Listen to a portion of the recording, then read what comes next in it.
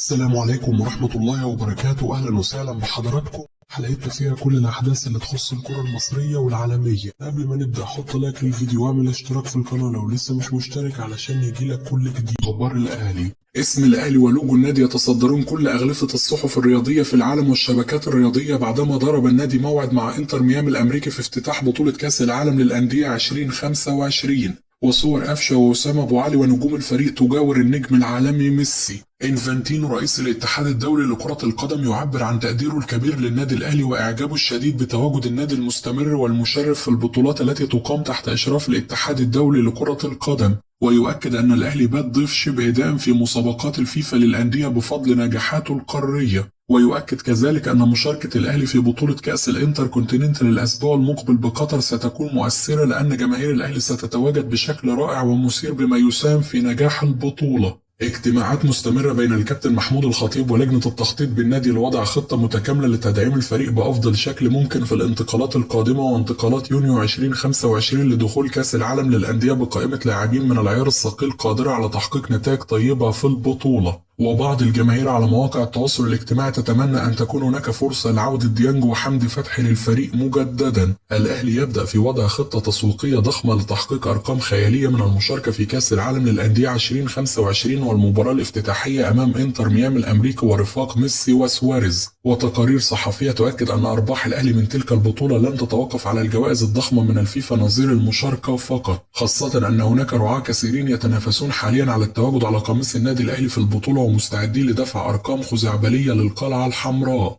هاني رمزي رئيس لجنة السكاوتنج بالنادي الأهلي والمسؤول الحالي عن التفاوض مع الصفقات الجديدة يستغل قرعة كأس العالم للأندية ومشاركة الفريق في افتتاح البطولة ويحاول إقناع أحد المهاجمين المميزين باللعب بصفوف الأهلي الفترة القادمة وترك أوروبا ويتكتم بشكل كبير على اسمه. الأهلي يفتح خط تواصل مستمر مع زكي عبد الفتاح وماجد مسعود مؤسس رابطة محب الأهلي في الولايات المتحدة للتعرف على كل شيء في أمريكا قبل المشاركة في بطولة كأس العالم للأندية 2025. ومؤسس رابطة الأهلي هناك يؤكد على ضرورة القدوم لأمريكا قبل فترة كبيرة من انطلاق البطولة للتعود على الأجواء وفارق التوقيت الكبير بين مصر وأمريكا حتى لا يتأثر الفريق في البطولة. وكذلك اصطحاب أحذية الأمطار خصوصا أن الأمطار مستمرة في مدينة ميامي الأمريكية طوال العام. خورخيه كوستا أسطورة نادي بورتو البرتغالي يؤكد على صعوبة مجموعة فريقه السابق بعد الوقوع مع الأهلي أعظم وأقوى الفرق الإفريقية وبالميراس البرازيل الذي يمتلك مواهب ولاعبين مذهلين وإنتر ميامي الأمريكي المدجج بالعديد من النجوم الكبار. ويؤكد للموقع الرسمي للاتحاد الدولي بأنه لن يكون هناك أي مباراة سهلة في البطولة خصوصا أنها تضم أفضل 32 نادي في العالم حاليا. تقارير أمريكية. انتر ميامي يضع دي ماريا ضمن أولوياته لتدعيم الفريق قبل كأس العالم للأندية 2025. مؤسس رابطة محب الأهلي في أمريكا يؤكد أن هناك حالة سعادة غير مسبوقة تسيطر على المصريين في الولايات المتحدة الأمريكية بقدوم الأهلي إلى مدينة ميامي، وأن هناك حالة تأهب كبيرة لطرح التذاكر لرغبة الجميع في مساندة الفريق أمام ميسي ورفاقه في الملعب الذي يتسع ل 75,000 مشجع. ويتوقع حضور عدد كبير لدعم الأهلي في اللقاء سواء من الجالية المصرية أو العربية، وأنه هناك تنسيق سيتم مع كل محب الأهلي في الولايات المتحدة الأمريكية وكندا والدول المجاورة الفترة القادمة لكي يكون هناك أعداد كبيرة في مباريات الفريق. ويؤكد أيضا أن فريق ميامي الأمريكي يعاني من مشاكل في حراسة المرمى ومشاكل دفاعية كبيرة ولديه نقاط ضعف يمكن للأهلي استغلالها وتحقيق الانتصار في المباراة الافتتاحية، وذلك بغض النظر عن تواجد النجم العالمي ميسي من عدمه. حالة حسرة تصيب جماهير الزمالك المحترمة التي تقدر جيدا حجم المكانة المتواجد فيها الأهلي حاليا والحالة المزرية التي وصل لها ناديهم بفضل مجموعة من الهواة الذين يتولون إدارة النادي على مدار السنوات الماضية، والذين جعلوا النادي مصنف ضمن أسوأ الأندية في العالم بفضل العقوبات التي توقع عليه شهريا. وفي المقابل وصول الأهلي لمكانة عالمية عظيمة ومشرفة لمصر وأفريقيا وتتفاخر به جميع جماهيره. وبعض الحاقدين من جماهير الأبيض واللجان الإلكترونية التي تحركها أموال أعضاء مجلس إدارة نادي الزمالك يهاجمون الجماهير المحترمة ويحاولون التقليل من إنجازات الأهلي والمكانة التي وصل لها. بيراميدز يقرر رصد مكافأة خيالية للاعبين لتحقيق دوري أبطال أفريقيا هذا العام لضمان المشاركة في النسخة الثانية من كأس العالم للأندية. مخاوف كبيرة في مجلس إدارة نادي الزمالك من اتساع الفجوة مع الأهلي بعد تأكد حصول الأحمر على أرقام خرافية نظير المشاركة في كأس العالم للأندية. تقارير صحفية. الهلال السعودي يضع محمد صلاح ضمن أولوياته لدعم الفريق قبل المشاركة في كأس العالم للأندية. لوائح كأس العالم للأندية تؤكد أن الأهلي سيواجه متصدر المجموعة الثانية التي تضم باريس سان جيرمان الفرنسي وأتلتيكو مدريد وبوتافوجو البرازيلي وسياتل الأمريكي في الدور الثاني حال صعوده كتاني المجموعة، وسيواجه تاني نفس المجموعة حال صعوده بالمركز الأول. حسين الشحات يؤكد سعادته الكبيرة بمشاركة الفريق في كأس العالم للأندية ولعب المباراة الافتتاحية أمام النجم العالمي ميسي، ويؤكد أن الجيل الحالي في الأهلي ينتظر هذا الحدث بفارغ الصبر ويريد تشريف الكرة المصرية والإفريقية في البطولة العالمية.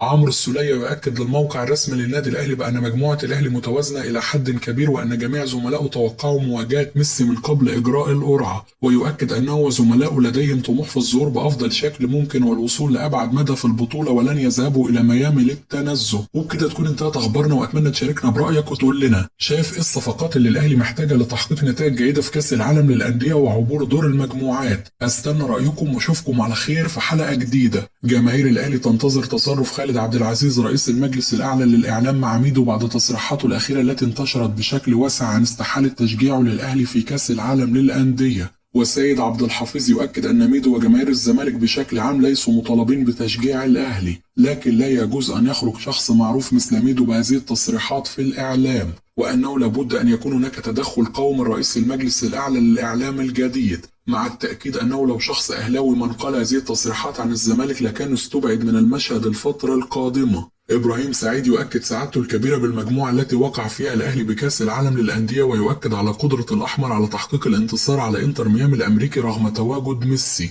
خصوصا لو تم تدعيم الفريق بصفقتين ثلاثة على الأقل من العيار الثقيل وإبعاد لاعبين مثل بيرسي تاو ورضا سليم من قائمة الفريق. ويؤكد أن طموح الجماهير ورغبتهم في الوصول بمكانة الأهلي بعيدا، يؤكد أن إدارة الأهلي لابد أن تسعى في ملف الصفقات بقوة، خصوصا أن الجوائز المالية في البطولة ضخمة للغاية، ويتمنى ألا يذهب لاعبي الأهلي لأمريكا في رحلة تنزه، وأن يكون لهم هدف يتناسب مع طموحات جماهيرهم. زكي عبد الفتاح مدرب حراس المنتخب السابق والذي يعمل في أمريكا حاليا يحذر من استسهال البعض مجموعة الأهلي في كأس العالم للأندية، ويؤكد أن الأهلي قادر على تحقيق نتائج جيدة لكنه يحتاج لبذل أقصى مجهود لديه وعدم استسهال أي مباراة في المجموعة، خصوصا أنها كلها فرق كبيرة وتضم لاعبين كبار سواء بالميراس أو إنتر ميامي الأمريكي أو بورتو البرتغالي. ويؤكد أيضا أن الأهلي لا يحتاج صفقات ضخمة مثلما يتحدث البعض، لكنه يحتاج للاعتماد بشكل أكبر على عناصر الشباب والحيوية، ويتمنى أن يقوم لاعبين مثل إمام عاشور وطاهر محمد طاهر بتوزيع مجهوداتهم في المباريات حتى يقدرون على الظهور بأفضل شكل على مدار أي مباراة. ويؤكد كذلك أنه من الصعب أن يجد الأهلي لاعبين أمثال وسام أبو علي مجددا. مارسيل كولر يحاول إعادة حالة التركيز في مواجهة أورلاندو للاعبي الفريق بعد حديثهم الذي لم ينقطع منذ أمس عن قرعة كأس العالم للأندية ومواجهة ميسي المحتملة وقدرة الفريق على عبور الدور الأول. بعض لاعبي صن داونز الشباب يزورون بعثة الأهلي في جنوب أفريقيا لالتقاط صور تذكارية مع وسام أبو علي وبيرسي تاو. المدير الرياضي لنادي الأخدود السعودي يؤكد أن هناك اهتمام بالفعل بالتعاقد مع زيزو في انتقالات يناير، لكن لا يوجد أي تحركات رسمية بعد، وأنه لو تم الاستقرار على ضم اللاعب سيخاطب الزمالك على الفور. سعد شارب المدير التنفيذي للنادي الأهلي مثل أي مصري أهلاوي عربي أفريقي لديه فخر كبير بالنادي الأهلي وتواجده ضمن أكبر 32 نادي في العالم، ومتواجد في واحدة من أكبر البطولات الأندية العالمية وهي الأكبر على الإطلاق. وأعتقد هذه البطولة سترسم خريطة جديدة لكرة القدم في العالم وستسحب البساط من تحت بطولة كأس العالم للمنتخبات. البطولة ستصبح هي البطولة الأكبر على الإطلاق للاتحاد الدولي خلال ال10 سنوات القادمة. مجموعة الأهلي متوازنة وسيكون لدينا حرص شديد على أن نتقدم في البطولة لأكبر نقطة ممكنة مثلما كنا نفعل في النسخة القادمة وكنا نحقق مراكز متقدمة. لم يصل لنا أي شيء من الفيفا بخصوص المكافآت حتى الآن، وأعتقد لن يكون هناك جوائز معلنة في خلال الأسبوع الجاري، وبمجرد ما يؤكد لنا الفيفا الأرقام سنعلن عنها فورا. سيد عبد الحفيظ: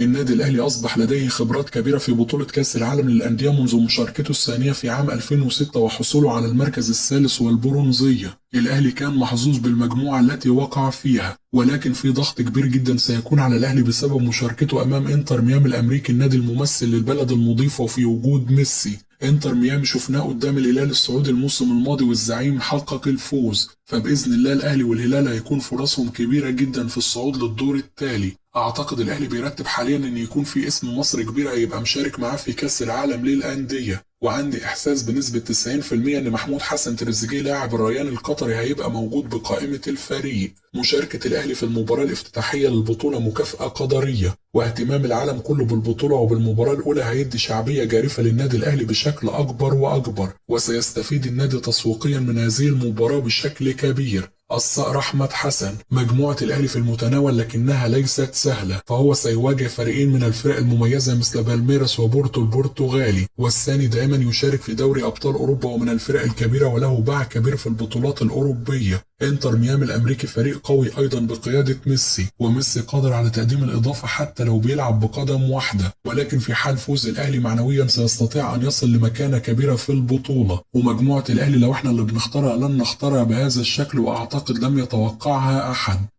كده تكون انتهت أخبارنا، أشوفكم على خير في حلقة جديدة.